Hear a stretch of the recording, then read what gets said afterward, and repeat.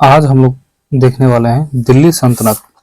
जो दिल्ली सल्तनत के बहुत ही इंपॉर्टेंट क्वेश्चन है। ठीक है, क्वेश्चन नंबर 13 से देखते हैं। क्वेश्चन नंबर 13 में है, किसके शासन काल में सबसे अधिक मंगोल आक्रमण हुए? तो किसके शासन काल में सबसे अधिक मंगोल आक्रमण हुए? वो थे अलाउद्दीन खिलजी। अलाउद्दीन खिलजी के शासन काल में सबसे अधिक मंगोल आक्रमण हुए। क्वेश्चन नंबर 14 है, तराइन के द्वितीय युद्ध में किसने किसको पराजित किया? द्वितीय युद्ध में मोहम्मद गौरी ने पृथ्वीराज को पराजित किया, लेकिन तराइन के प्रथम युद्ध में पृथ्वीराज चौहान ने मोहम्मद गौरी को उठा के पटक दिया था। क्वेश्चन नंबर 15, सन 1329 और 1330 के बीच किसने तांबे के सिक्के के रूप में प्रमाण स्वरूप मुद्रा, सांकेतिक मुद्रा, जिसको टोकन करेंसी बोलते हैं, प्रचलित की? तो किसके शासनकाल में टोकन का यूज किया, सांकेतिक मुद्रा को के रूप में यूज किया? वो तो मोहम्मद बिन तुगलक। वो थे मोहम्मद बिन तुगलक। बिना काम के करते रहते थे काम, मुद्रा तो था ही, उसके ऊपर से क्या चला दिए? सांकेतिक मुद्रा, मतलब टोकन चला दिए। कौन? मोहम्मद बिन तुगलक। क्वेश्चन नंबर 16 है, दिल्ली के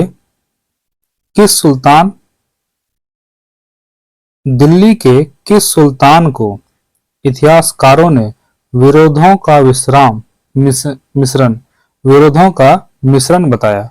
तो विरोधों का मिश्रण किसे बताया है? मोहम्मद बिन तुगलक। विरोधों का मिश्रण, सबका विरोध करते रहता था, मिश्रण मिला जुला था। कौन? मोहम्मद बिन तुगलक, बिना मतलब का। उसके बाद 17, क्वेश्चन नंबर 17 है, लोधी वंश का अंतिम शासक कौन था? लोधी वंश का अंतिम शासक पूछा है, इब्राहिम लोधी। लोधी वंश का अंतिम शासक इब्राहिम लोधी। क्वेश्चन नंबर 18 है, इनाम जो है भूमि किसे दिया जाता था? इनाम भूमि किसे दिया जाता था?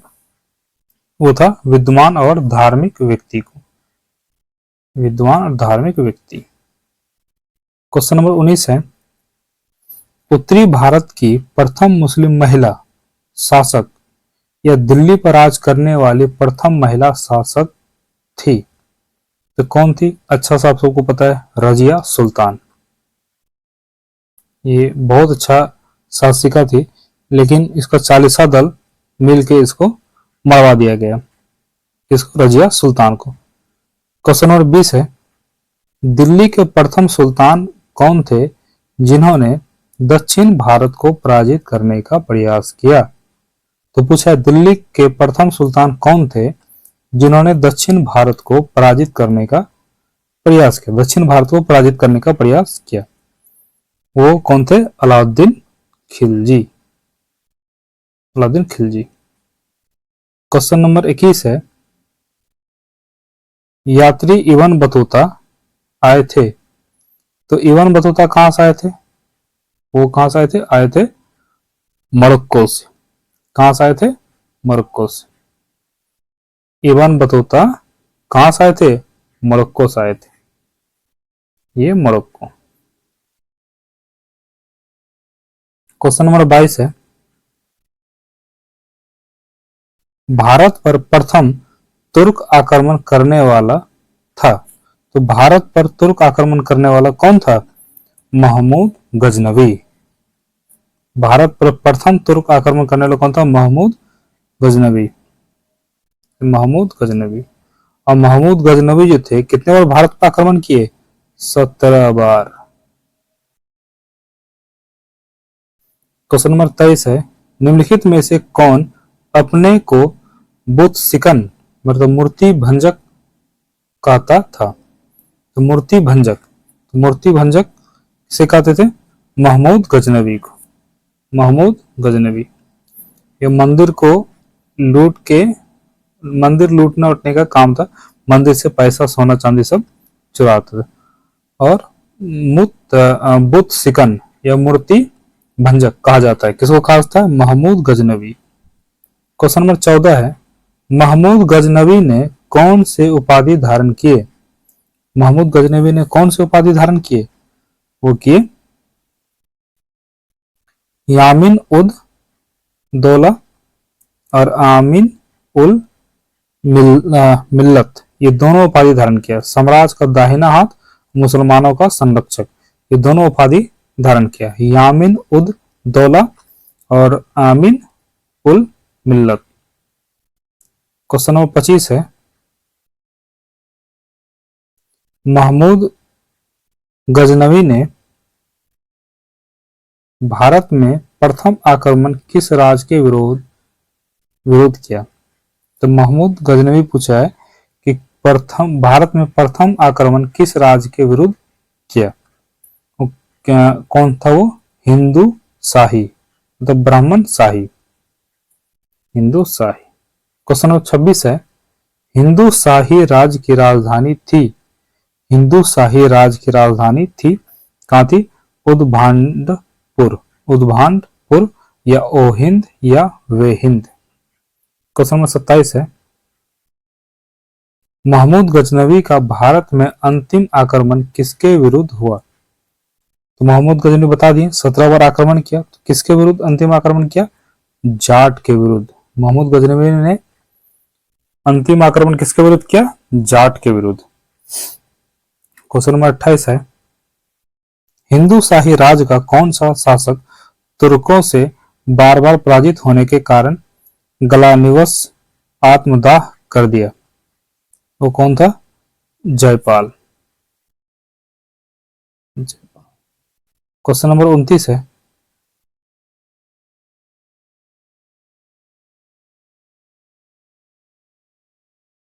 क्वेश्चन नंबर 29 है, महमूद गजनी किस वंश का शासक था? किस वंश का था वो पूछ रहा है, वो यामिनी वंश का। महमूद गजनवी किस वंश का था? यामिनी। क्वेश्चन नंबर 30 है, महमूद गजनवी के साथ भारत आने वाले इतिहासकारों में कौन शामिल नहीं था? कौन शामिल नहीं था? शाहनामा का लेखक फिरदौसी। बाकी महमूद गजनवी के साथ कौन आया हुआ था? कौन कौन आया? अल-बिरूनी, उतबी और वहाकी। तो तारीख सुबुक्तगीन का लेखक वहाकी, तारीख यामनी का लेखक उतबी और किताब उल हिंद का लेखक अल-बिरूनी, जो किसके साथ आया हुआ था? महमूद गजनवी के साथ भारत आया। क्वेश्चन नंबर 31 है, महमूद गजनवी के आक्रमण के परिणाम स्वरूप कौन सा शहर फारसी संस्कृत का केंद्र बन गया? फारसी संस्कृत का केंद्र कौन बन गया? लाहौर। लगदी लाहौर दी। सबसे सुंदर शहर उस समय का माना जाता था लाहौर, ठीक ना, इसलिए फारसी संस्कृति का केंद्र बन गया। क्वेश्चन नंबर 32 है, निम्नलिखित में से किसने ढोल की तेज आवाज के साथ एक महिला का अपने पति की चिता के साथ स्वतः को जला लेने के दृश्यों का भयानक चित्रण किया है? तो कौन किया ऐसा? Ibn Battuta. ये सती प्रथा के बारे में बता रहा है। इब्न बतूता भारत में मुस्लिम राज का संस्थापक माना जाता है। भारत में मुस्लिम राज का संस्थापक किसे माना जाता है? वो क्वेश्चन पूछ रहे हैं, किसे माना जाता है? मोहम्मद गौरी।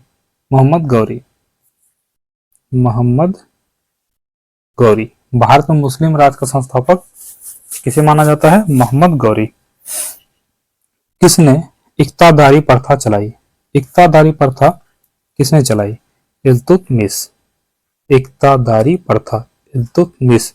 एकलौसा ई से इक्ता, ई से इल्तुतमिश। याद करने का थोड़ा ट्रिक है।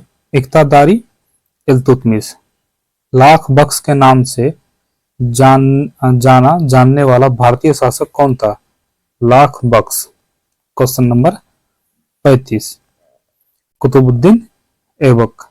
लाख बख्श के नाम से कौन जाने जाते हैं? Qutbuddin Aibak. Question number 36, question number 36 है,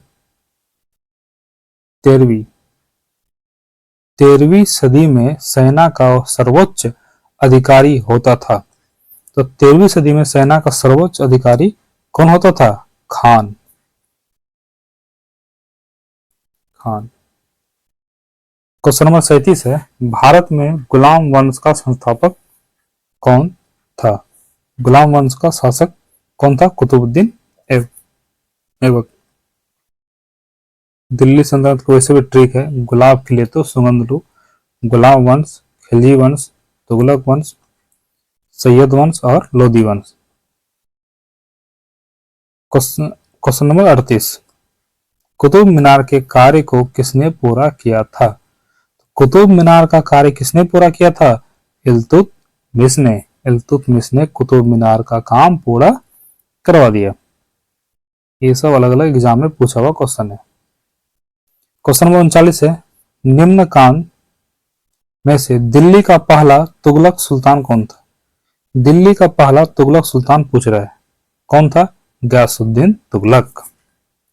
ऑप्शन ए हो जाएगा गयासुद्दीन तुगलक। क्वेश्चन नंबर 40 है, पंजाब के हिंदू शाही राजवंश को किसने स्थापित किया था?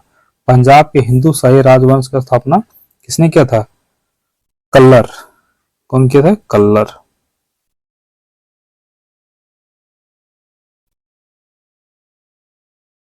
क्वेश्चन नंबर 41 है,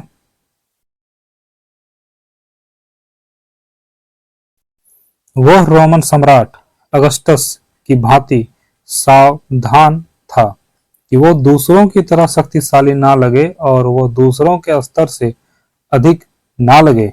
यह संदर्भ किसका है? यह संदर्भ किसका है? बहलोल लोदी का। बहलोल लोदी। क्वेश्चन नंबर 42 है, अल बिरूनी। अल बिरूनी किसके शासनकाल में इतिहासकार था? तो अल बिरूनी किसके शासनकाल में इतिहासकार था?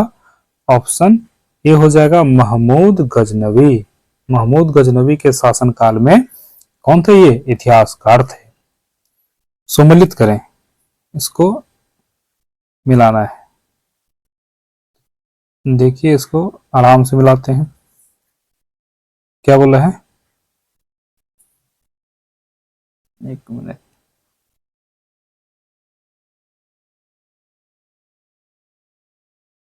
निजामुद्दीन औलिया। तो निजामुद्दीन औलिया, निजामुद्दीन औलिया कौन थे? सूफी संत। निजामुद्दीन औलिया कौन थे? सूफी संत। मलिक काफूर। मलिक काफूर कौन थे? हजार दिनारी भी कहलाता था। मलिक काफूर क्या कहलाता था? हजार दिनारी। अलाउद्दीन खिलजी। अलाउद्दीन खिलजी क्या हो जाएगा? नियंत्रित दाम और राशन की शुरुआत की। कौन? अलाउद्दीन खिलजी। नियंत्रित दाम और राशन की शुरुआत की। उसके बाद है जलालुद्दीन फिरोज खिलजी। खलजी लिखा हुआ है यहाँ पे।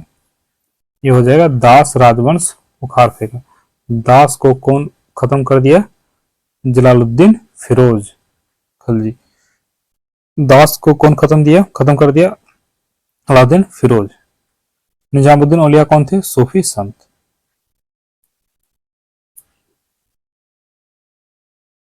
ओके, धन्यवाद।